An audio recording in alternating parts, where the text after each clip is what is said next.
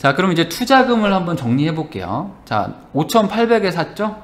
그리고 아까 취득세랑 뭐 법무사 비용 해서 한 120 나갔다고 그랬죠? 그다음에 수리비도 한 800 깨졌죠? 그다음에 뭐 중개비도 내고 뭐 그동안 뭐 이자도 조금씩 냈을 거 아닙니까? 잔금 대출 받은 거 이자 내고 하는 걸 그냥 잡비라고 해서 한 100만 원 잡을게요. 그럼 요걸 다 합치면은 6,900만 원이 됩니다. 6,900만 원. 근데 매매가는 아까 7,500이라고 그랬죠? 그러면 지금 단순 계산해도 600만 원 정도의 시세 차익이 있는데 요거는 내부 수리 비용을 미반영한 시세예요. 그러면 수리 안 한 집들이 7,500 정도 하니까 우리는 한 800 들여서 수리했으니까 뭐 많이 받으면 8,000, 못 받아도 뭐 7,800, 900은 받겠죠? 왜냐면 화장실 고친 비용만 해도 얼만데, 맞죠? 그러면 요거보단 좀 더 커지겠지만 뭐 그냥 미반영했습니다. 그러면 이것만으로도 나쁜 투자는 아닌 거죠? 내가 뭘 하나 샀는데 600만 원 어치 차익이 있다 그러면 좋은 거잖아요. 맞죠? 그럼 이제 임차인을 맞춰야 되죠. 그래서 10월 6일에 전세 계약을 했습니다. 그러니까 지금 낙찰은 4월에 받았죠. 그 다음에 6월에 사람들 나갔죠. 그리고 수리가 꽤 많았어요. 수리를 꽤 많이 해서 본격적으로 임차인을 맞춘 거는 9월 달부터인데 10월에 계약이 됐어요. 그럼 전세를 얼마 받았냐? 7,300만 원 받았습니다. 전세는 7,300만 원을 받았어요. 자, 그러면 이제 최종 정리를 해볼게요. 내가 6,900을 투자한 거죠. 그 다음에 전세를 7,300을 맞췄다.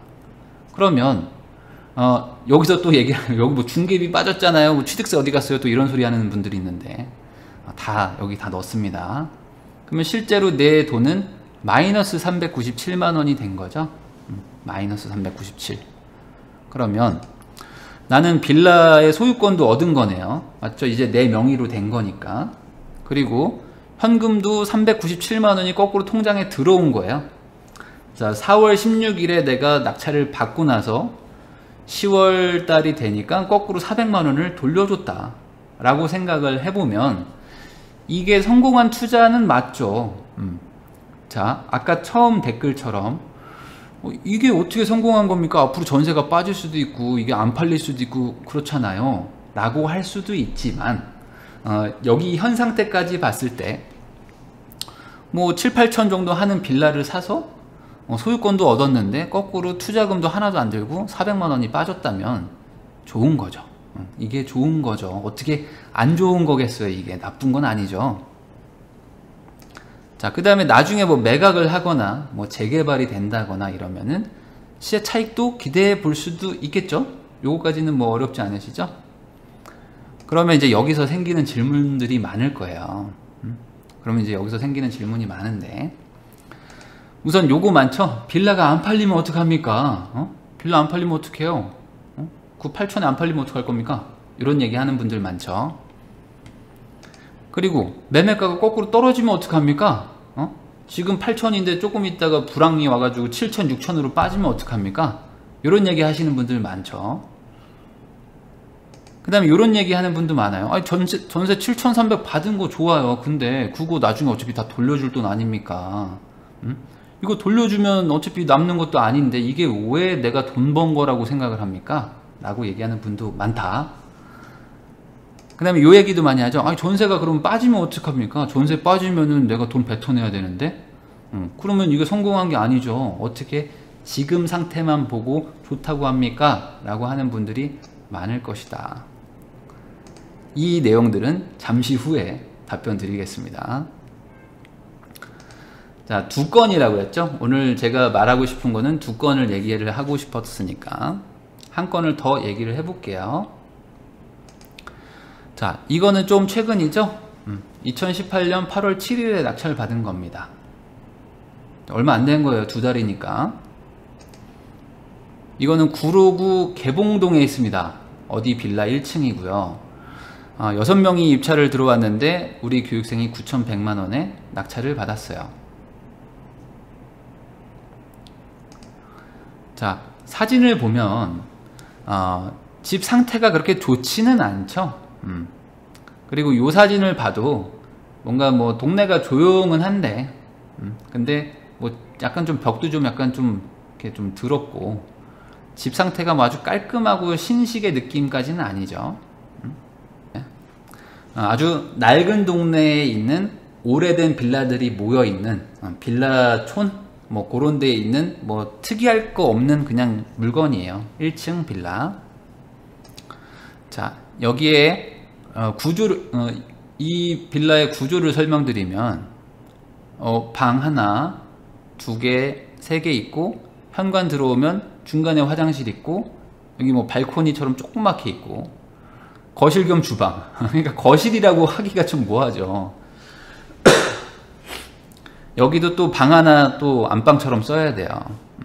그리고 뭔가 복도도 그냥 뭐 아주 일반적인 낡은 빌라죠. 그러면 이 개봉동은 어딘가? 이 개봉동이 도대체 어딥니까? 라는 분들을 위해서 지도를 설명을 하면 여기가 여의도입니다. 여기 용산구고요. 이쪽이 강남이죠. 그러면 이 왼쪽 구석 강서구의 밑에 양천구 목동 옆에입니다. 그러니까 서울에서 가장 끝자락에 있다고 보시면 돼요. 바로 옆에가 이제 부천이고요. 그러니까 여기도 또 구석진 곳이에요. 자, 여기 이 지역을 좀 확대를 해보면 오류동역이라고 해서 이제 1호선이 있고 여기서 뭐 역세권이라고 하기에는 조금 멀죠. 뭐 차로 가도 뭐 한 5분 정도는 걸릴 것 같아요. 걸어가기에는 좀 많이 멀죠. 거기에 이제 공원 자락에 있는 거의 끝자락에 있는 곳입니다. 그러니까 일반적인 사람들이라면 이런 거를 사기가 참 뭐 할 거예요. 왜냐면 역세권도 아니지, 뭐 빌라도 오래됐지, 뭐 구조도 좋은 것도 아니지. 이걸 뭐하러 삽니까? 맞죠? 그리고 사가지고 이거 뭐 빌려줄 수나 있을까? 이거 팔리기는 할까? 이거 뭐 어디다 쓸까? 막 이런 걱정만 막 드실 텐데 어쨌든 우리 교육생은 이걸 낙찰을 받았어요. 자, 매매 시세는 약 1억 500 뭐 요 정도로 받습니다. 그런데 낙찰가는 9,100에 낙찰을 받은 거죠. 그러면 한 1,000만원, 뭐 1,400 정도 이렇게 빠지게 산 거예요. 그러면 이전비는 얼마를 받는가? 180만원. 여기 뭐 법무사 수수료, 그 다음에 뭐 취득세 뭐 이런 것들을 내죠. 그러면은 한 요 정도 들어요. 180, 뭐 200 들어요. 여기도 마찬가지입니다. 여기도 전세 줄 생각으로 낙찰을 받은 거예요. 처음부터. 그래서 잔금 대출도 상환을 했어요.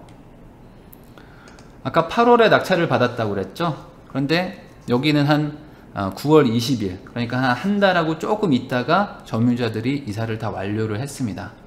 여기는 이제 주인이 살고 있고 방 하나가 임차인이 있는 곳이었어요. 그러니까 사람들이 제일 착각하는 게 방이 3개가 있으면 방 하나마다 임차인을 받아도 돼요.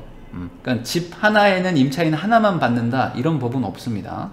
그래서 여기에 방 하나에 점유하고 있는 임차인이 하나 있었는데 뭐 그 임차인을 잘 이용해서 주인까지 같이 내보냈어요. 여기도 또 다행히 이사비가 안 들었어요. 이사비 없이 그냥 나갔습니다. 그런데 이사비 안 들었어요. 이사비가 안 들고 그냥 나갔습니다. 그래서 명도가 무조건 이사비를 줘야 되는가? 이런 건 아니다. 그러니까 협상을 잘해야 되는 거죠. 물론 그게 실력이지만. 자, 이 물건도 내부 상태가 아주 안 좋았어요. 여기도 또 뭐 기대하시는 분들이 있을 것 같은데. 자, 우선 이 집의 지금 상태를 보시면 뭘 막 이렇게 덕지덕지 붙여놨죠. 그리고 위에 막 이렇게 벽지가 막 떨어지고 있어요. 여기도 뭐 이렇게 막 더러운 게, 이게 아무래도 뭐 가구가 있었겠죠. 그리고 가장 문제는 요 창틀이 옛날 그 나무로 된 거 막 덜렁덜렁 하는 거 있잖아요. 그런 거예요. 창틀이 상당히 문제가 있었죠. 이렇게 막 붙여놓고. 그 다음에 여기가 이제 싱크대인데, 싱크대도 또 심란하죠.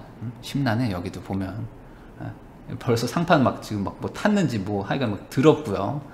이게 화장실이에요. 화장실이 너무 신기하죠. 화장실이 뭘 어떻게 살았는지 모르겠어요. 그냥 여기다 뭐 세탁기를 놓고 사신 건지 어떻게 했는지 하여간 이것도 막 이렇게 보수를 하면서 사신 것 같아요.